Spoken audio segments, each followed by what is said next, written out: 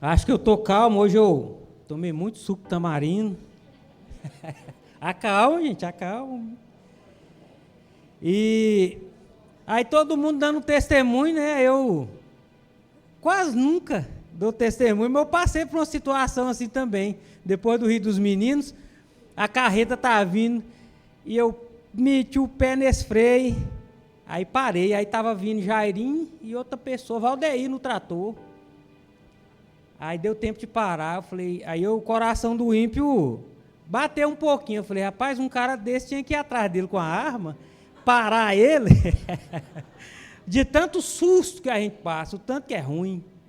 Mas eu vi assim, os ditados de Dona Ana, né? Eu vi vovó por uma greta. O trem foi complicado, mas deu tudo certo. É Jesus, né? Eu gosto de, né? Se eu for ver Jesus, Sandinha, ó, cuidado com esse carro. Não é para pôr ninguém para dirigir, não. Brincadeira, tá, gente? Brincadeira. Depois que a gente morre, a mulher está livre, né? Mas vamos lá. É um momento de descontração. Eu nunca converso assim antes das pregações com a igreja, né? Um momentinho ali. Eu nunca faço isso. Mas eu nunca questiono uma palavra quando Deus fala assim. Aí, desde lá de casa, ou melhor, desde quando preparei, falei, Deus, mas não está tendo uma conexão, eu não estou conseguindo achar. Aí achei a primeira, que é com relação ao evangelismo, né? Aí, mas ainda está pouco, né?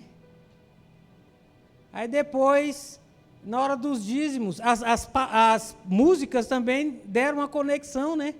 E depois, na hora do dízimo, veio uma confirmação, né? Por onde você passar, o avivamento vai chegar. Aí sim, né? A gente vai mais tranquilo para a mensagem.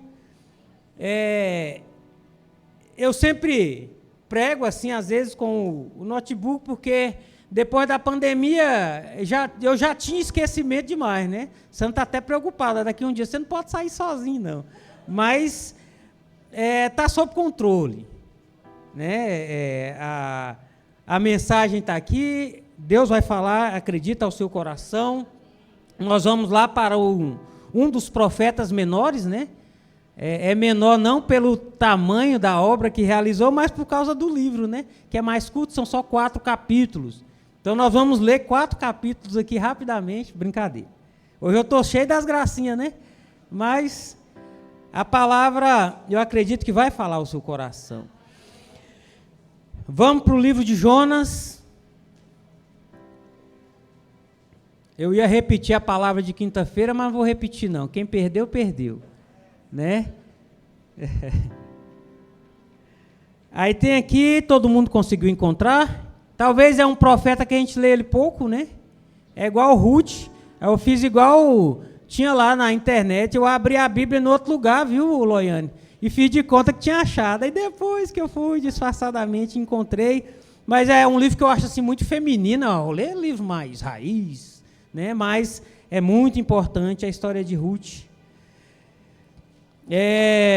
Jonas, capítulo 1, nós vamos ler apenas os primeiros versículos, porque nós vamos estar discorrendo sobre o livro. Vamos colocar de pé? Mais uma vez, eu sei que domingo você churrascou, ficou em pé, né? Foi para a beira do rio, mas só mais um pouquinho aí. Vamos ler até os versos 1 e 2. E veio a palavra do Senhor a Jonas, filho de Amitai, dizendo: levanta-te, vai à grande cidade de Nínive e clama contra ela, porque a sua malícia subiu até a minha presença. Coloque a mão sobre o seu coração. Pai, em nome do Senhor Jesus, nós estamos diante da tua palavra, que nos exorta, nos corrige, nos acalma. E queremos, ó Pai querido, aprender de Ti, que o nosso coração nesse momento seja um solo fértil, que venha produzir a 30, 70, a 100 por 1, e que nada tire a nossa concentração, Pai, da Tua palavra nessa noite, em nome de Jesus, amém. Pode se assentar, fique confortável, prenda o seu cinto aí que nós vamos dar um embalo aqui no veículo. O título dessa mensagem é Instrumento de Avivamento. Instrumento de avivamento. Como tema, nós temos algumas condições para sermos instrumento de avivamento. Diga para o seu irmão aí. Não pode fazer isso mais, não é, pastor? Diga aí para você. A gente esquece, né? Tanto costume. Era até uma marca, né? Então, mas fala aí para o seu irmão, assim, disfarçadamente, condições para ser um instrumento de avivamento. Aí eu te pergunto, quais condições você acha que você deve ter para ser um instrumento de avivamento? Quais condições, né? E gostaria de te dizer que o avivamento, ele começa em cada um de nós.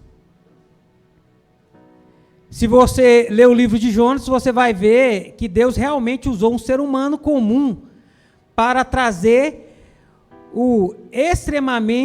para fazer os extremamente pecadores ninivitas ao arrependimento e que, por sua vez, levou a um reavivamento espiritual na capital da Síria.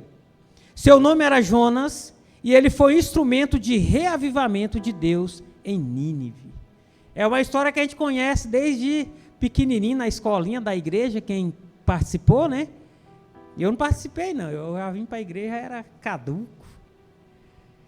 Mas é uma história muito conhecida. Hoje, como em Jonas, nós vamos compartilhar, né? Eu vou compartilhar com você como você pode se tornar um instrumento de avivamento nas mãos de Deus. Mas antes, vamos dar uma olhada, né?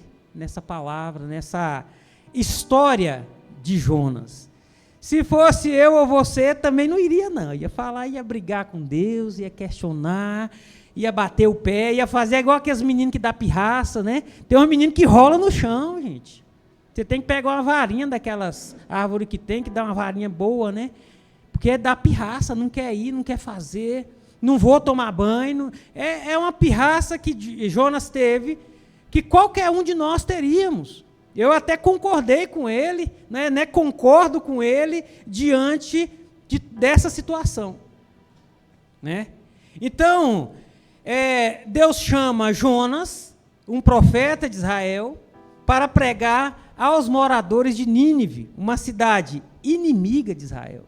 Como é que é isso, né? Pregar para o inimigo, para que se arrependessem de seus pecados. No entanto, Jonas não queria ir a Nínive. Fugiu em um navio para Tarsis. Nínive está para cá, eu vou para Tarsis, eu vou para cá. Eu vou fugir desse propósito, né, que Deus tem para mim. Durante a viagem, Deus enviou uma grande tempestade que começou a afundar o navio. Quem lembra da historinha aí? Os marinheiros desesperados perguntaram a Jonas o que estava causando a tempestade. Ele teve que admitir, né? Ele admitiu que estava fugindo de Deus. Jonas pediu para ser jogado ao mar para acalmar a tempestade. Os marinheiros o jogaram ao mar. Eita, hein? Fugindo do propósito de Deus, pegou um navio para Tarsis. No caminho, no meio da viagem, o navio começa a balançar, os ventos vêm. Opa, peraí, está acontecendo algo de errado. Aí pergunta para o profeta Jonas, ele fala, não é eu, pode jogar no mar, joga fora. Aí jogou fora, rapidamente o que aconteceu? Raquel, veio o peixe, que eu ia fazer uma classe, né, de sala de aula. O que aconteceu depois disso? Quando joga Jonas no mar? Vem a baleia, mostra uma baleia, fala que foi um peixe grande, né? Então Deus enviou um grande peixe para engolir Jonas, onde ele ficou quantos dias? Só 3 dias e 3 noites. Durante esse tempo, Jonas se arrependeu e orou a Deus prometendo cumprir a sua missão em Nínive. Algo identifica com você com relação a isso? Muitas vezes nós, temos que passar por situações para falar para Deus assim, eu vou, Deus, eu vou, cansei, apanhei demais já. Tá bom, chega, Pai, nós vamos. Como eu falei do menino pirracento, tem que apanhar até. Aí, preparando essa mensagem, se você não levar uma peia, eu já levei por você. Porque é uma mensagem que desafia a gente. Do que nós estamos fugindo? O que nós estamos negligenciando na igreja? Por que que nós não ouvimos a voz de Deus e o obedecemos imediatamente? E questionamos aquilo que é o melhor de Deus para as nossas vidas. Então o peixe vomitou Jonas na praia e ele seguiu para Nínive para pregar. Os moradores de Nínive ouviram a mensagem de Jonas e se arrependeram dos seus pecados. Deus então poupou a cidade da destruição e houve grande avivamento. Aí vamos fazer uma ligação aqui. Você, mimoso, você. Jonas era Nínive, eu e você somos mimoso. Será que dá para fazer essa conexão, essa ligação? E a partir daqui nós vamos para os requisitos. Então, o primeiro requisito que nós devemos ter é a disponibilidade. Meu Deus, mexer na disponibilidade do povo, hoje em dia, não está uma tarefa fácil, né, pastor? Na nossa disponibilidade, não está uma tarefa fácil. Ah, mas eu trabalho 8 horas por dia. Ah, o meu trabalho é cansativo. Ah, eu já trabalhei demais essa semana. Ah, eu não tenho disponibilidade para ler a Bíblia como eu queria. Ah, eu não tenho disponibilidade para orar, para isso, para aquilo. E começamos a colocar condições. Então, só para você ter uma noção da disponibilidade de Jonas para ir, é que ele, desde criança, ele viu a crueldade dos assírios. Talvez essa foi uma das razões, ou talvez a principal razão porque Jonas não queria ir. E recusou a ida até aquela cidade. A crueldade dos assírios. Vou te mostrar aqui levemente como que era. Porque os assírios, amados, talvez você já até ouviu isso, mas eu quero frisar para que a gente coloque a disponibilidade nos nossos corações, mas eles eram famosos por atos bárbaros, como cortar o inimigo ao meio e pendurar na entrada da cidade. Imagina a crueldade dos assírios.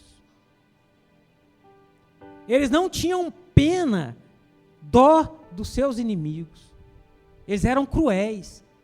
Se eles chegassem a pegar um inimigo, eles partiam ao meio para mostrar que eles eram cruéis, para temerem os assírios. Iam além. Eles cortavam a barriga das mulheres grávidas para arrancar os fetos. Será que eram bonzinhos? Pregar para um povo infernento desse, será que era fácil? E Jonas naquela dificuldade. Vou, não vou, vou, não vou, não vou. Entra no navio, é jogado dentro do mar. O peixe vem, leva ele até fora das águas, Vai lá e vomita ele na praia. Deve ter saído uma beleza, Bonito, cheio de algas. E quando se trata de disponibilidade, nós não podemos nos tornar instrumentos de avivamento, a menos que nos coloquemos incondicionalmente à disposição para o serviço de Deus. A nossa dificuldade O nosso problema é esse, né? E começamos a estabelecer condições. Ah, mas eu não sou capacitado para isso. Aí vem lá aquela frase, né? Já é clichê. Deus não prepara os... Como é que é lá?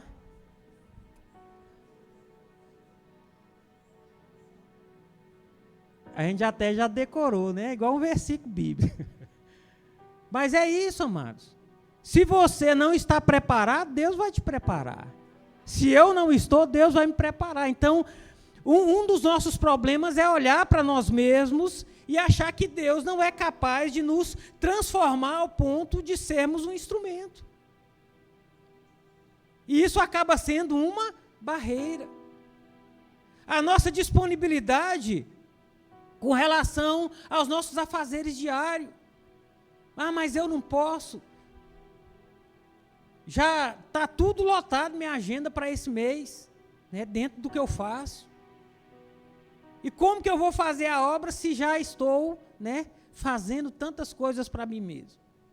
E nós ficamos relutando com Deus, nós ficamos brigando com Deus, nós ficamos brigando com o nosso eu, com o nosso ego, né? Nosso ego aflorado, né? Porque quando nós começamos a estabelecer condições, é porque o nosso ego está lá em cima.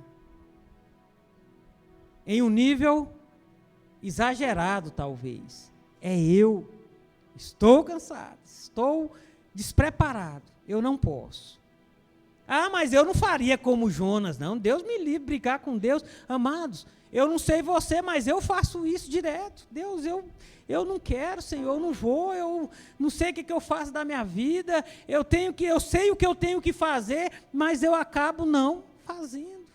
E eu não sei até quando que eu vou conseguir ficar brigando com Deus. Eu não sei. Eu não sei você, eu não sei como que eu vou, até quando eu vou poder fazer isso. Então, não podemos ficar estabelecendo condições. É quando eu puder, é da forma que eu puder. As músicas falaram fortemente ao nosso coração. Não tem como, né? Como que eu vou te pagar, Senhor? O que o Senhor fez por mim? A única coisa que eu posso fazer é me dispor incondicionalmente. Eu não tenho que estabelecer condições. Está disponível. Só isso é suficiente? Não. Está sempre disponível. Se nós formos olhar a nossa missão, que hoje também é clara, que é a conquista de uma cidade, eu ainda vou além, a conquista de um município todo. Essa é a nossa missão. E se não bastar essa, existe uma missão que nós temos que cumpri-la, que é ganhar todas as pessoas da nossa família. Começa em casa. Essa é a nossa missão. Aí fazemos churrasco, fazemos festa de final de ano, fazemos tudo e esquecemos da nossa missão. Eu preciso que a minha família esteja aos pés do Senhor. O inferno é cruel. E eu não quero ir para o céu sozinho, então eu preciso carregar junto comigo a minha família, eu preciso conquistá-la. Se nós conseguíssemos conquistar a nossa família, isso seria um testemunho muito grande para a nossa cidade. Tem pessoas da minha família que precisam de Jesus, que precisam ser tocadas, que precisam sair da vida que estão. E por vezes a gente fica ali naquela situação, Senhor, mas será que eu tenho o testemunho necessário para pregar para a minha família? Talvez até não, mas a gente precisa dar o primeiro passo. Senhor, será que eu tenho testemunho suficiente para pregar para essa cidade? Eu participo de tanto grupo, amados. Será que eu não posso dar, né, aquelas buscadas lá?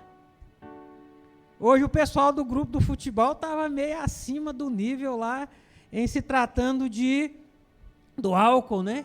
Falei, gente, ou eu levo vocês para uma clínica de recuperação, ou então vocês vão comigo para a igreja. Né? Não é o evangelismo em si como nós aprendemos. Né? Gostei demais, aquele evangelismo é evangelismo raiz, amados. Aquele é o raiz mesmo, é evangelismo que mexe mesmo com a vida das pessoas. Quando eu vim para a igreja, era aquele tipo de evangelismo. Não tinha como você escapar, não. Peraí, não, ainda tem uma escapatória aqui, não tinha como.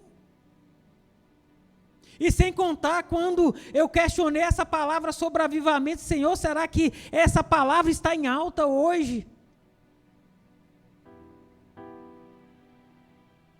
E lembrando, né, do período em que eu vim para a igreja, eu acho que aquele período não tinha como não ser um período de avivamento. Não tinha. Década de 90, 2000, chegamos em 2010, ainda pegamos uma, vamos dizer assim, uma febrezinha desses movimentos. Quem participou em Goiânia dos encontros, amados, não tinha como não ser. Ônibus e ônibus chegando assim com gente, ó, falando em línguas, carregado pela família para ser levado para casa. Aquele movimento todo, será que não era um avivamento? Pessoas se arrependendo dos seus pecados. Muitos se tornaram líderes, pastores. Então nós precisamos nos colocar disponíveis. Eu mesmo parar de dar trabalho para pastor, né? Aponto para mim, eu dou trabalho, irmãos, eu confesso, eu não estou aqui para não confessar os meus pecados, né? Mas eu dou trabalho. Eu poderia render mais, né? E aí fica lá, relutando com Deus, brigando com Deus. Eu não quero ser jogado do navio nem engolido pelo peixe, né? Até agora não aconteceu, mas nós precisamos disso, amados. Antes disso, a igreja precisa da gente, entre aspas, né? Deus não precisa de mim nem de você. Se você quiser fazer um ribuliço, ele faz. Mas nós precisamos, ele usa pessoas, seres humanos, eu e você. E nós precisamos dispor o nosso coração para isso. Então, dentro dessas 4 condições, a primeira delas é a disponibilidade. Dispor de um tempo para Deus. Todo mundo, existe o chamado sacerdócio universal do crente. Todo mundo tem um dom. Nem que seja para, vamos do mais alto, né? Limpar o chão, a pregar aqui na frente, levar a palavra para alguém. Eu acho que o cargo mais alto da igreja é de quem faz a limpeza, que serve, né? É de trás para frente no evangelho. E a segunda condição é arrependimento. Amados, nós precisamos arrepender dos nossos pecados todos os dias, todas as horas, todos os minutos, segundos, centésimos, milésimos. Deus, o quanto eu sou frágil, o quanto eu sou pecador, o quanto eu preciso mudar de vida. E é assim que nós mudamos. Se nós colocarmos na nossa cabeça, no nosso coração, que a graça me abrange de tal forma que eu não preciso me arrepender, nós estamos desconectados do evangelho. Eu preciso me arrepender. Senhor, eu pequei mesmo, eu pego, eu sou ruim, eu tenho uma natureza pecaminosa, ela me incomoda, até quando eu estou dormindo, ela me incomoda. Ela quer me tirar de ti. Ela quer me impedir de conhecer de ti através da sua palavra, através do momento de oração. Orar não está fácil, mas ler a Bíblia não está fácil. Mas nós precisamos fazer um esforço a mais. Os dias são difíceis. É muita internet na nossa frente. Isso acaba tirando a gente um pouco do foco. E nós precisamos voltar de falar, Senhor, eu quero estar na tua presença. Aí ficamos felizes, né, quando nossos conteúdos são conteúdos gospels, né? Mas Deus quer que nós estejamos em contato com essa palavra. Que eu me lembro que quando eu me converti, eu não sei, depois se o pastor quiser até fazer alguma consideração nesse sentido, pode fazer, mas parece que não era tão difícil os crentes orarem e ler Bíblia. Não precisava de empurrar tanto. Meu irmão, você tem que fazer, você precisa fazer, vai lá, irmão, faz. Parece que era mais prazeroso você pegar a Bíblia, ler, orar, era chique. Você está ali com a sua Bíblia e no seu momento de oração. Eu sei que os dias são difíceis, não está fácil, mas nós precisamos de arrepender-nos ao ponto de estarmos na presença de Deus a todo momento. E para isso é essa palavra que vai bater em nós, que vai nos mostrar o caminho, direcionar a nossa vida cristã. Isso não tem como o seu líder fazer para você. Isso não tem como alguém fazer para você, é você mesmo. É eu e você. Ler Bíblia e orar, é eu e você. Eu confesso que eu me sentia mais incomodado a orar às 5 da manhã. E agora a preguiça bateu tanto que, Senhor, o Senhor até me acorda, mas eu não tenho levantado para orar. Acorda você às 3 da manhã, às 5 da manhã, às 4 da manhã, para orar. Então, quando se trata de arrependimento, o profeta Jonas, ele foi infiel ao seu chamado, ele foi. Ele navegou em direção a Tars, na direção oposta a Nínive, como eu disse. Será que nós não estamos contrários ao nosso propósito? Será que nós não estamos sendo infiéis a Deus nesse sentido? Mas saiba de uma coisa, Deus não vai desistir de você. Não precisa nem você pensar. Ele tem paciência suficiente, mas Ele precisa da sua disponibilidade. E Ele precisa também do nosso arrependimento. Olha só o que Deus fez na vida de Jonas. No entanto, Deus não abandonou Jonas. Lhe deu uma segunda chance. Eu estou não sei nem qual, na 1000ª.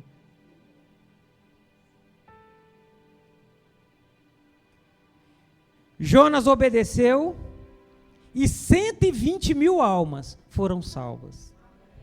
120 mil. Se você estiver acompanhando aí, está no capítulo 2, o verso 1 ao 10. 120 mil pessoas. Isso é um verdadeiro avivamento. Aí, eu vou aqui para um saudosismo, mas vou corrigir. Eu me lembro que, quando eu estava em Goiânia, foi uma época assim que nós colhemos muitas vidas para Jesus. Na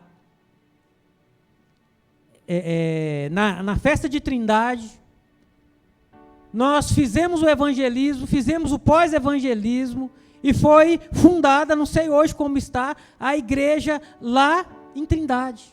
Pastor Gleibson. Gente, era tanto poder de Deus assim, que nós expulsávamos o demônio, era de 2 cabeças, de pegar 2 pessoas por vez assim. Eu lembro que uma das principais famílias lá que foram tocadas, era uma família de ex-escravos. Pensa num povo que teve que fazer uma limpeza na vida deles. Em Goiânia nós tínhamos o evangelismo, nós subíamos para o monte, e lá nós ganhávamos almas. Aí eu vou corrigir meu saudosismo aí, né? Irmãos, o passado já passou, é daqui para frente. Nós precisamos, né, incomodar o mundo espiritual dessa cidade. Não é brincadeira, irmãos, você vê, né, aquele movimento todo de Muquem. esse movimento todo de reza, de folia. E nós não sentimos nada. Oh, meu Deus, estava bonitinho, né? Andando a cavalo, cintão, fivelão, cachaça comendo, povo na idolatria. E nós? Estou cobrando muito? Acho que não, né? Mas é mais de mim mesmo.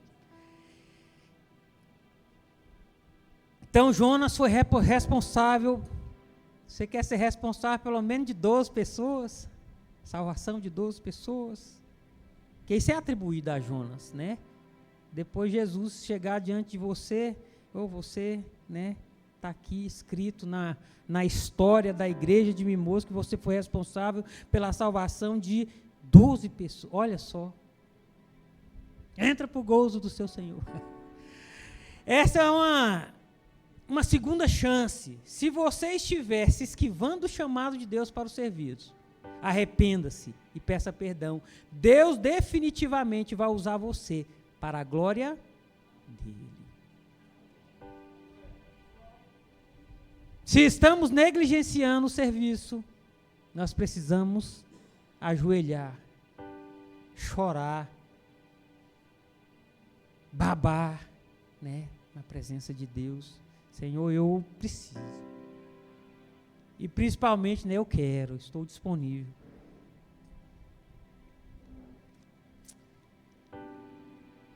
Terceiro, proclamar. Jonas, ele começou a proclamar o julgamento de Deus contra Nínive, e nenhuma jornada de um dia para a cidade, e as pessoas responderam. Uma jornada de um dia, né? Talvez, vamos colocar aí 12 horas, 24 horas. E Jonas prega para aquele povo, né, no capítulo 3, de 1 a 9, e aquele povo se arrepende. E olha para quem Jonas estava falando, de quem era impiedoso com seus adversários. Para quem ele não queria pregar. Talvez eu e você, nós não queremos pregar para tal pessoa. Mas é necessário proclamar. E se a pessoa se arrepender?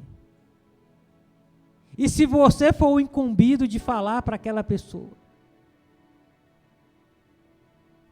E você calar, eu calar?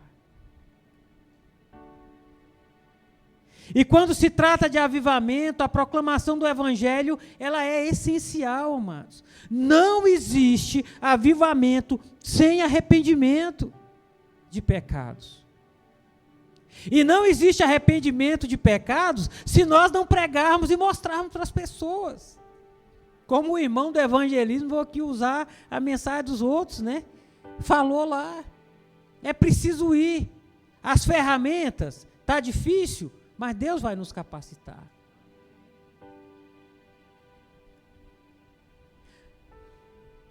O avivamento, ele ocorre somente quando as pessoas respondem ao evangelho em arrependimento. Romanos 10, 14. Como, pois, invocarão aquele em quem não creram? E como crerão naquele de quem não ouviram? E como ouvirão se não há quem pregue? Se nós calarmos, pegarmos esse evangelho só para nós, tá bom demais, estou prosperando, Jesus vai me levar para o céu. É bom, amados. A gente às vezes acomoda nessa vida. Ou talvez, está tudo muito difícil, eu não vou pregar. Mas se nós não formos, quem vai, amados? Se Deus te capacitou, me capacitou, por que nós não vamos dar esse primeiro passo, ver o que acontece? E confesso para você que não existe sensação melhor do que essa de dever cumprido. As irmãs que saíram para o evangelismo, eu tenho certeza que quando chegou em casa, que foi lavar a vasilha, que foi limpar a casa, que foi dormir, chegou lá assim, ó, naquela sensação de dever cumprido, é muito bom. Eu lembro quando a gente saía na combinha do Instituto Bíblico, o motor estava bom, mas não tinha combustível. E às vezes tinha um irmão lá, Célio, ele era engenheiro, Era o que ganhava melhor lá entre o pessoal. Ele pagava do próprio bolso. Porque a cota do Instituto Bíblico já era, né, já tinha uma cota lá. E ele pagava e a gente ia. Meu Deus do céu, eu chegava meia-noite, 1h em casa, de volta assim. Não, mas eu queria estar era lá, não era aqui. Eu queria continuar lá pregando, né, impondo a mão na cabeça das pessoas, as pessoas se arrependendo dos seus pecados. Eu queria estar era lá, eu não queria voltar para casa. E na segunda-feira tinha que acordar às 5h da manhã, tinha que estar em pé.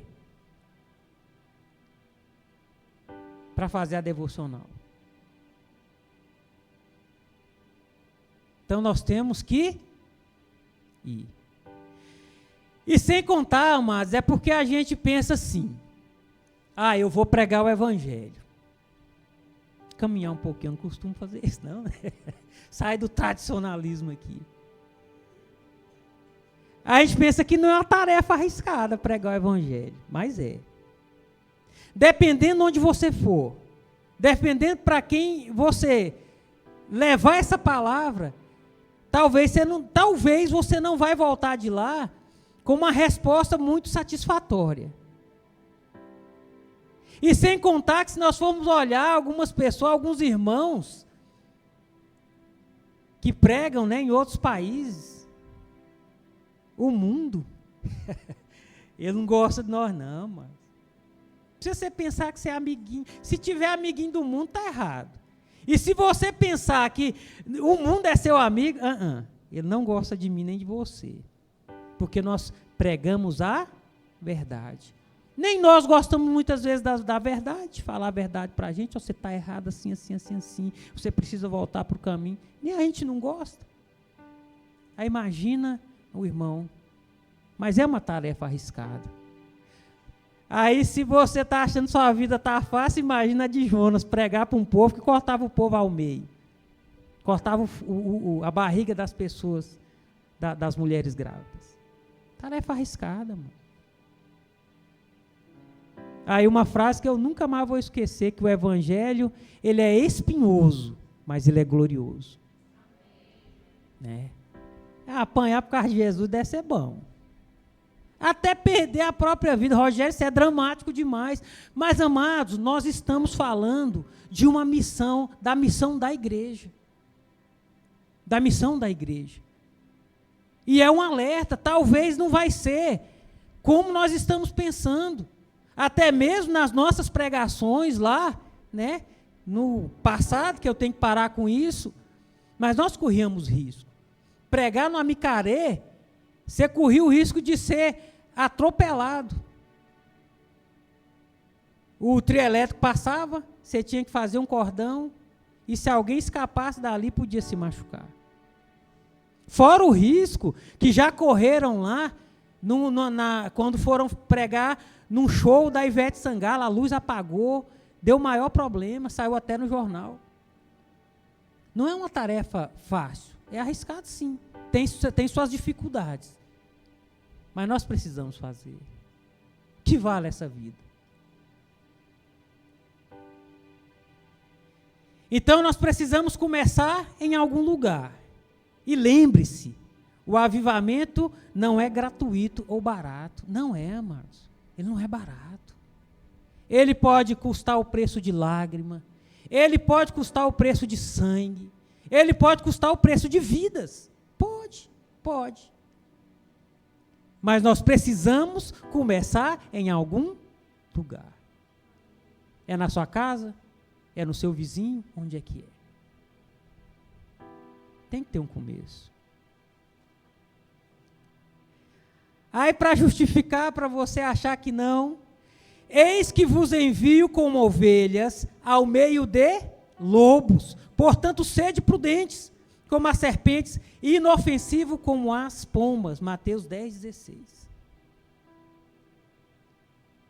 Mas Jesus nos deu uma missão e não precisamos nem questionar, porque Ele mesmo foi o exemplo.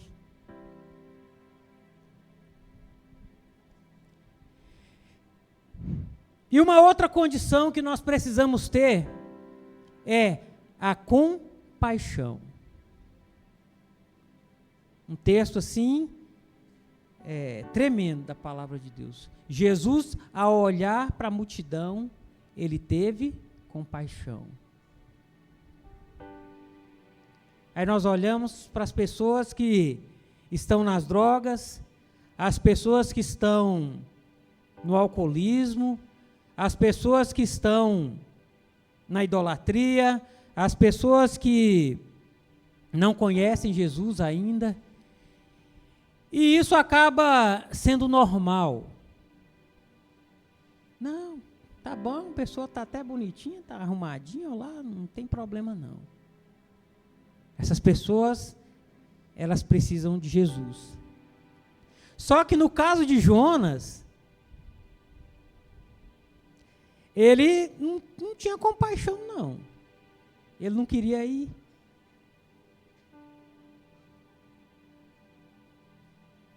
Então ele acabou se preocupando mais com o cumprimento da profecia do que com a salvação dos ninivitas. Sabia disso? Não, eu vou. O senhor está mandando? Não é assim que a gente faz? Vai lavar as vasilhas. Ah, não quero ir não. Pega a guacha. Aí, não, eu vou. Mas eu estou indo só porque o senhor está mandando. Não é porque é minha vontade não, é só porque o senhor está mandando. E acaba indo. Isso não é ter compaixão, né? Mas quando nós levamos para a vida de Jesus, Jesus ao olhar para as pessoas, ele teve compaixão. E nós precisamos pegar essa característica, talvez vou dizer do caráter de Jesus, e colocar em nós, né? A compaixão pelas pessoas. Eu preciso ter compaixão. Meu Deus, mas fulano, a vida dele está difícil. E eu não fiz nada ainda por ele. Mas eu vou fazer. Eu vou começar orando. Mas isso não basta, tem que ter a ida. Eu falo isso da minha própria família. Da minha própria família. Eu tenho me esquecido, né? Ah, eu vou trabalhar, se precisar de mim alguma ajuda financeira, eu faço um esforço. Se precisar de mim qualquer outra coisa, eu vou, mas a necessidade maior é aquela de salvação, amados. E por que não? Se em toda dificuldade da gente não for, se você achar incapaz demais de dar conta, que não é esse o propósito, traz para a igreja que ele vai ouvir a palavra de Deus. E os nossos esforços nesse sentido, pelo menos o meu, está assim, se for colocar em um nível quase zero. Porque no grupo da família, de vez em quando, eu dou umas espetadas lá. Então, quando se trata de compaixão, ela vai ser sempre o núcleo do evangelho. Porque Deus, ele é compassivo pelos perdidos. Se você pegar lá o capítulo 3, 10 e o 4, 11, você vai ver que Deus, ele teve compaixão de Nínive. E designa um profeta até lá e diz para ele: levanta-te, vai à grande cidade de Nínive e clama contra ela, porque a sua malícia subiu até a minha presença. Ah, mas eu não sou Jonas. Mas você e eu, nós temos uma missão. Ah, mas eu não sou profeta. Jonas era. Mas de qualquer forma, amados, não existe nada sem um propósito. Se você está aqui, se eu estou aqui, existe um propósito. E nós temos que encará-lo da melhor forma possível. Talvez não vai ser fácil, ou talvez está até fácil, e a gente acaba deixando para lá. Sem contar, amados, que não é de hoje que nós ouvimos, né? Até do apóstolo, né? Que Mimoso não é uma cidade tão difícil.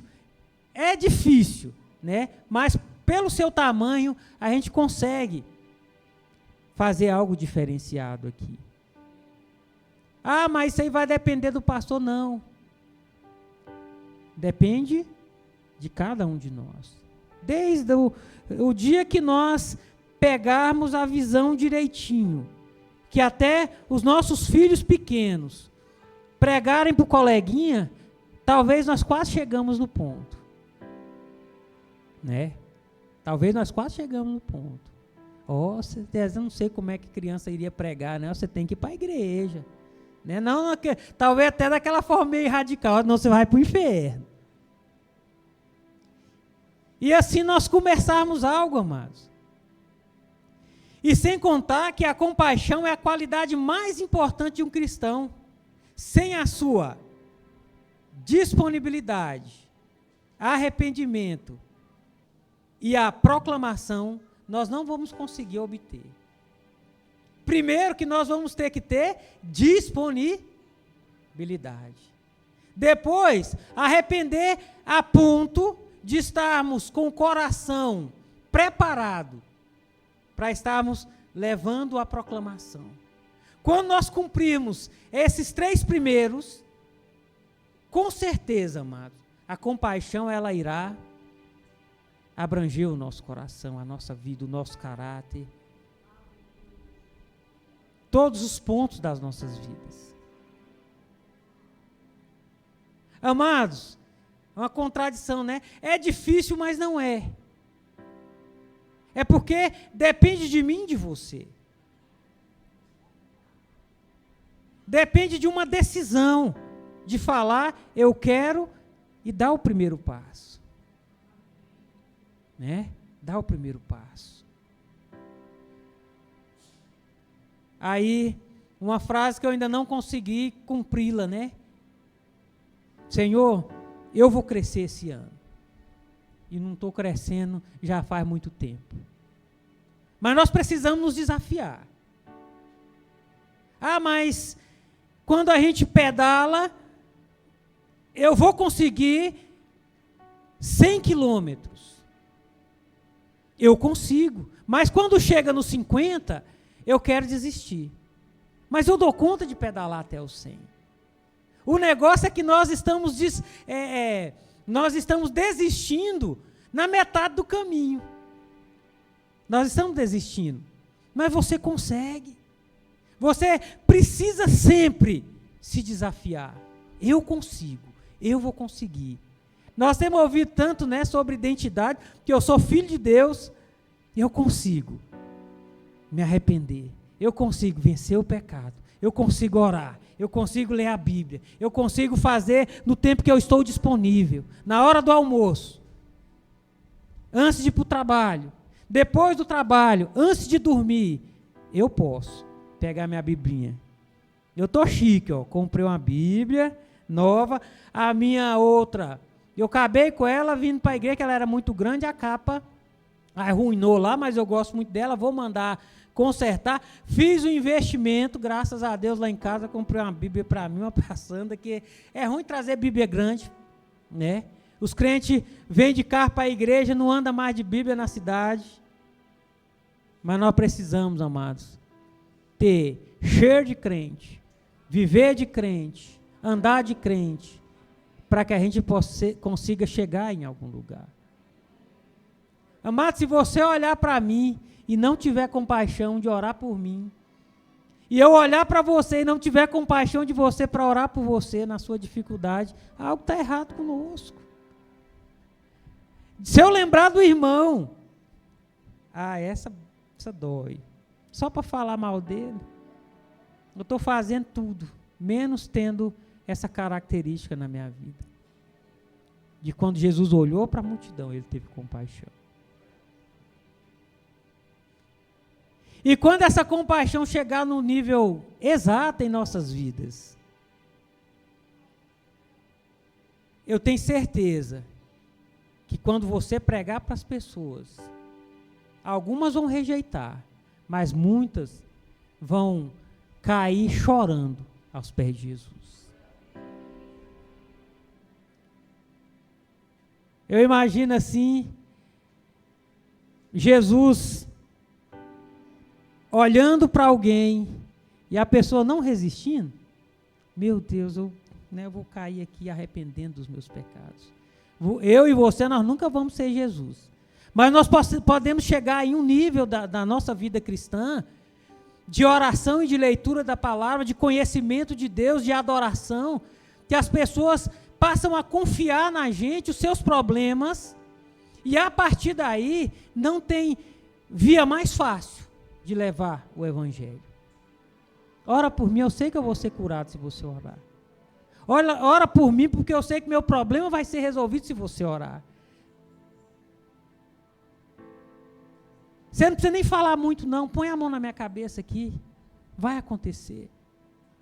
Eu sei que você é um homem, uma mulher de Deus, você é um jovem de Deus, Deus está com você, porque eu percebo ao olhar para você que você é uma pessoa compassiva. Eu estou errado, mas em nenhum momento eu me senti ofendido quando você falou do seu Jesus para mim. Compaixão, amados. Não é um dogma, nem uma receita de bolo.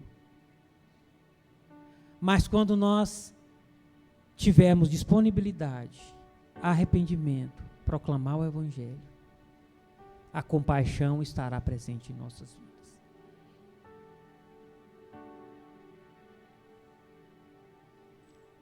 Luta, dificuldade, não existe, esse evangelho não existe, é mentira. Vai para a igreja que lá você não vai ter problema. Vai para a igreja que seus problemas serão resolvidos.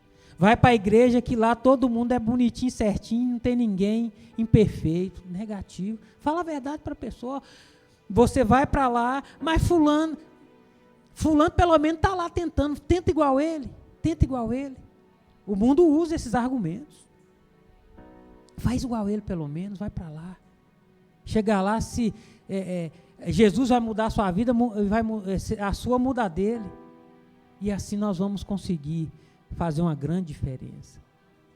No início dessa mensagem, Jonas era uma pessoa comum.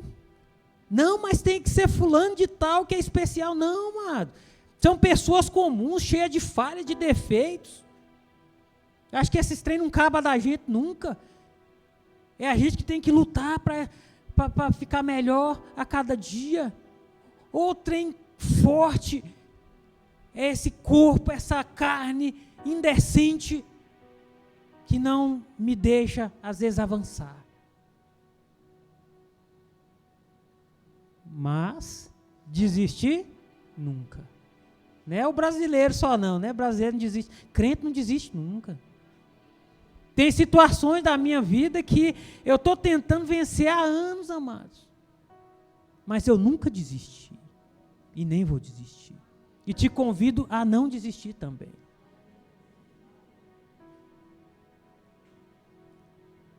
Gostaria que você se colocasse de pé.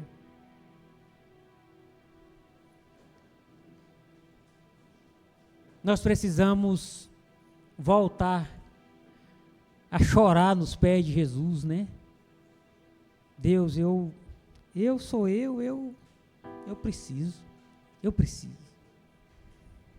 Se não for o Senhor na minha vida, eu não consigo. De mim mesmo eu não vou conseguir fazer nada, mas o Senhor tudo pode. Tudo pode. Está difícil, mas você vai vencer. A cruz está pesada, é assim mesmo. É você que tem que carregar. Pega a sua cruz e siga.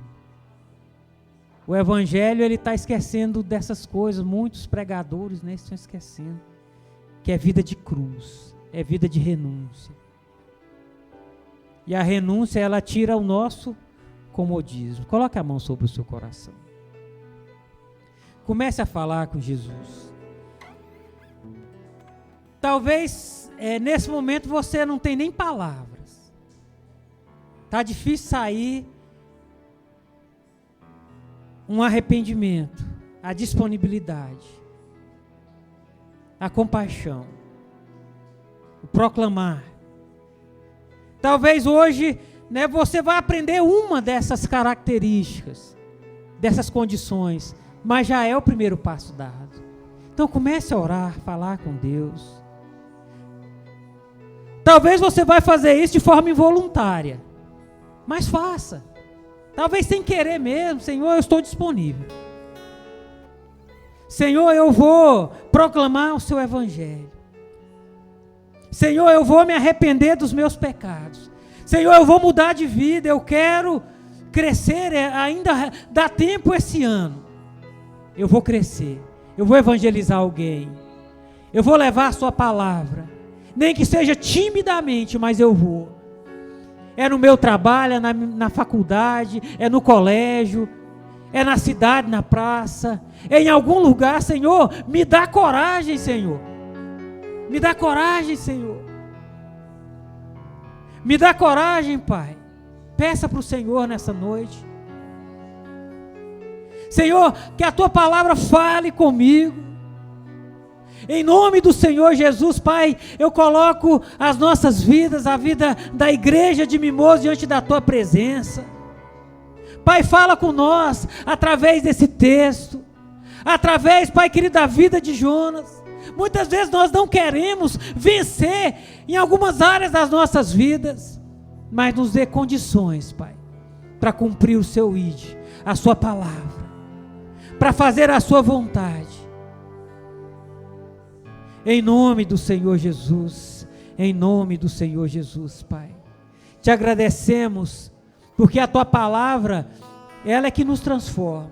É dia após dia, é a tua palavra nos transformando, limpando, lavando o nosso ser, em nome de Jesus, em nome de Jesus.